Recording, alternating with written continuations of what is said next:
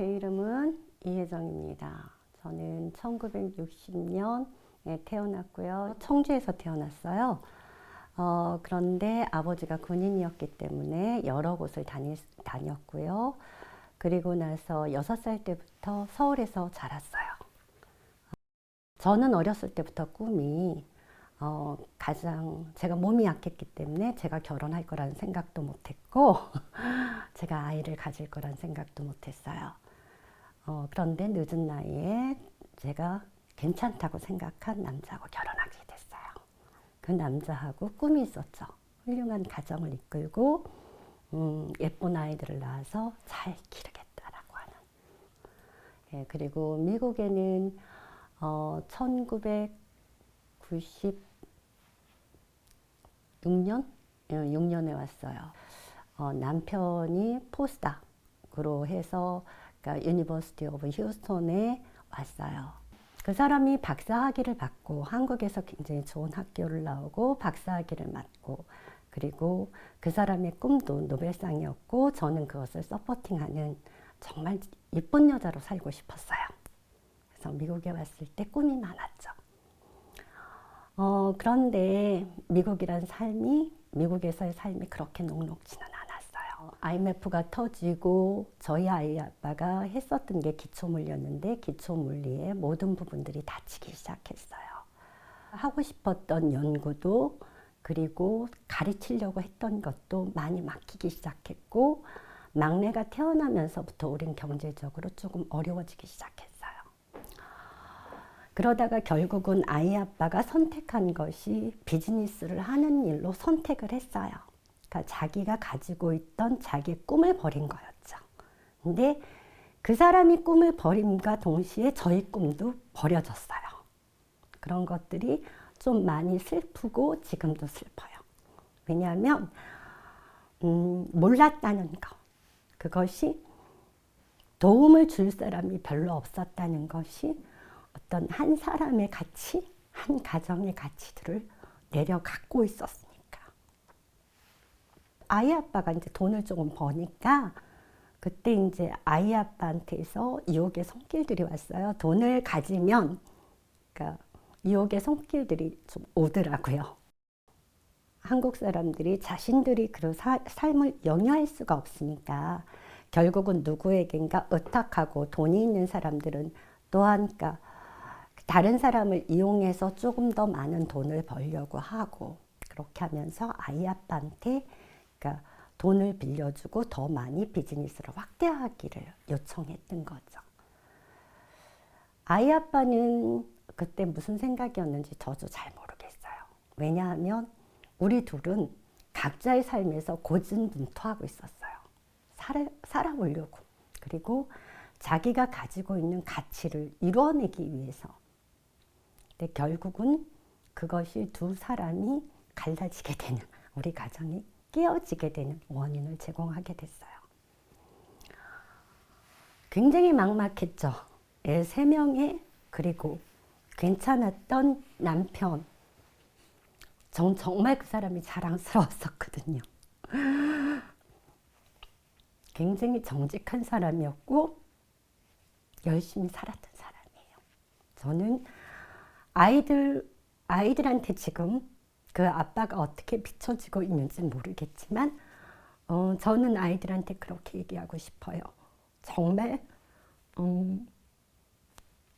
좋은 유전자를 아이 아빠한테서 받아놓으라고.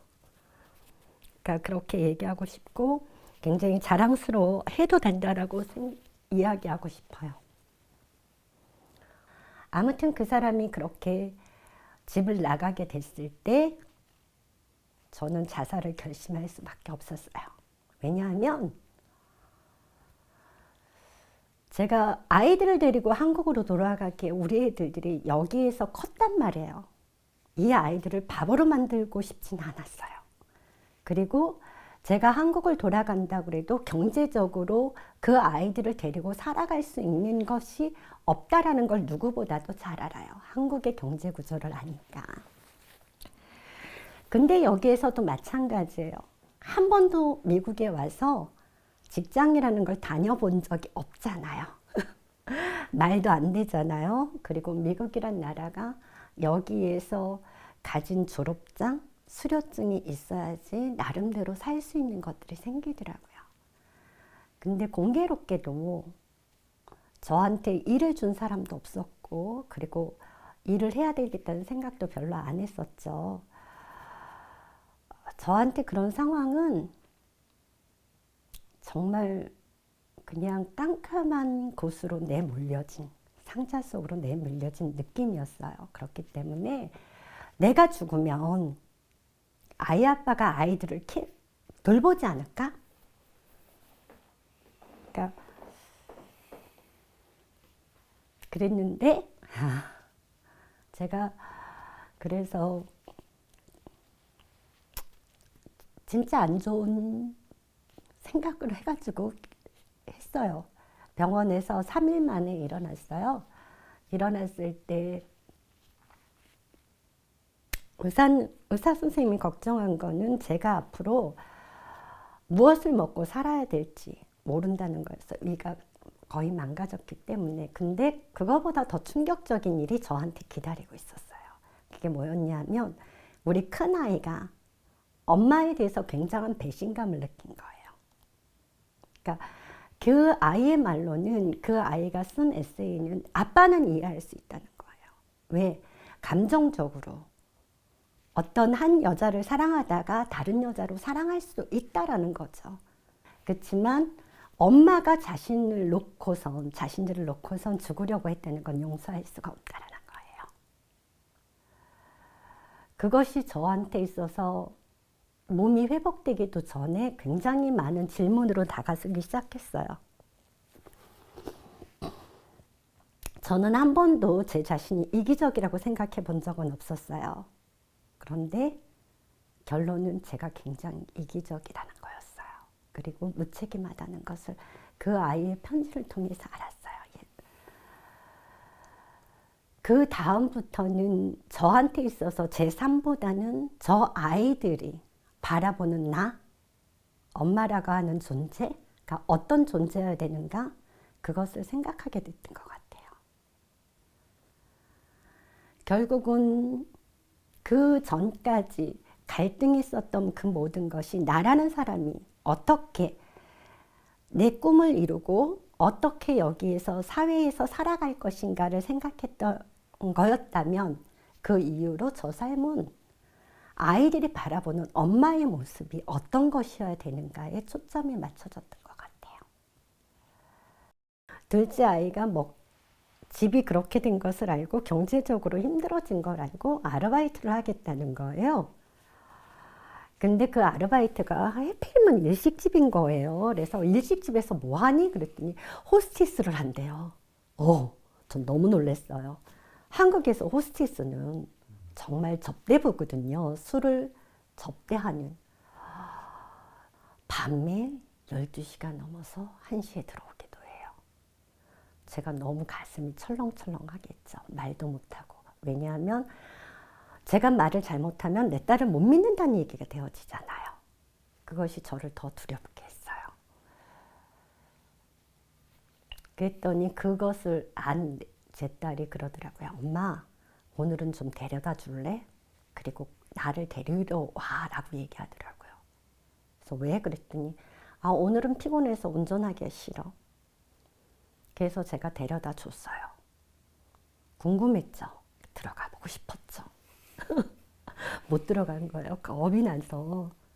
그래서 또 다시 12시에 전화가 왔어요. 데리러 왔으면 좋겠다. 그래, 데리러 갔는데 들어오라는 거예요. 무섭죠? 얼마나 떨리겠어요.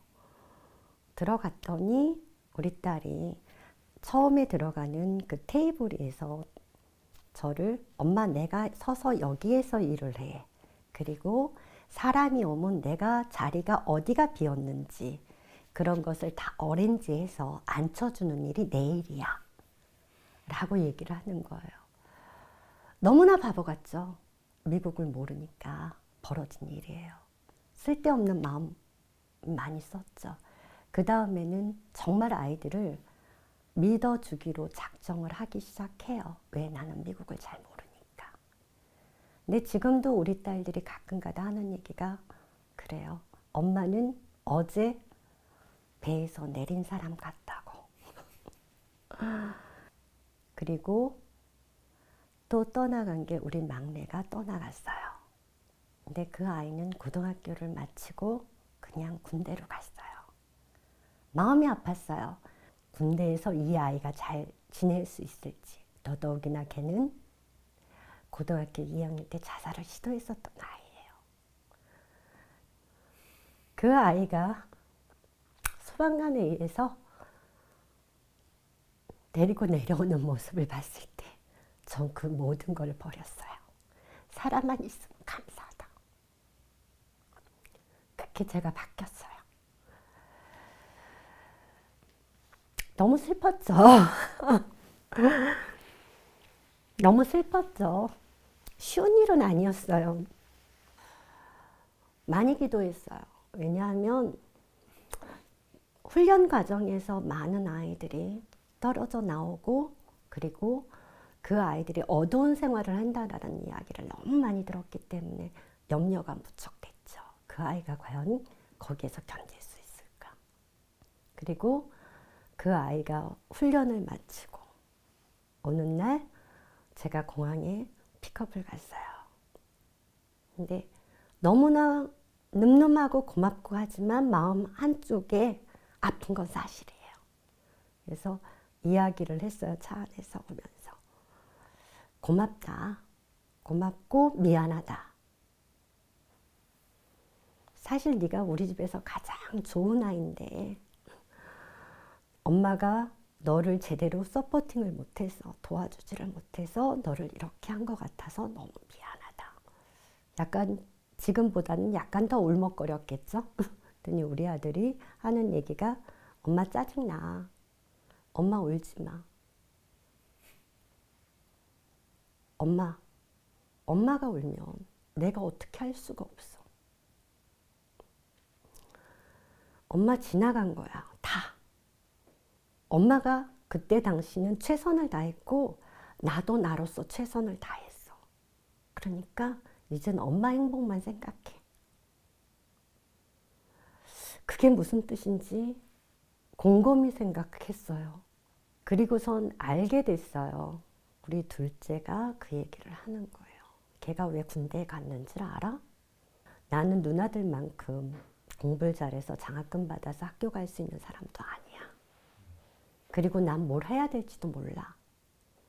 그리고 내가 학교를 간다 그러면 엄마는 분명히 일을 많이 해서라도 보내주고 싶어 할 거야. 하지만 뭐 해야 될지도 모르고 그러면서 엄마 돈을 축내고 싶지 않았어. 라고 얘기했다는 거예요. 이상했어요.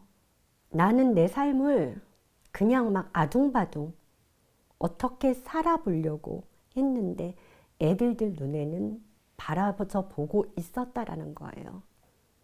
그러니까 그때 당시에 내가 자살을 시도하고 나서 그 기간 동안에 내 나름대로 투잡, 쓰리잡을 뛰어가면서 살았는데 정말 아이들한테 해준 게 없었는데 그냥 살아보려고만 했는데 아이들은 그 모습 하나하나를 그냥 보고 있었던 거라는 거죠.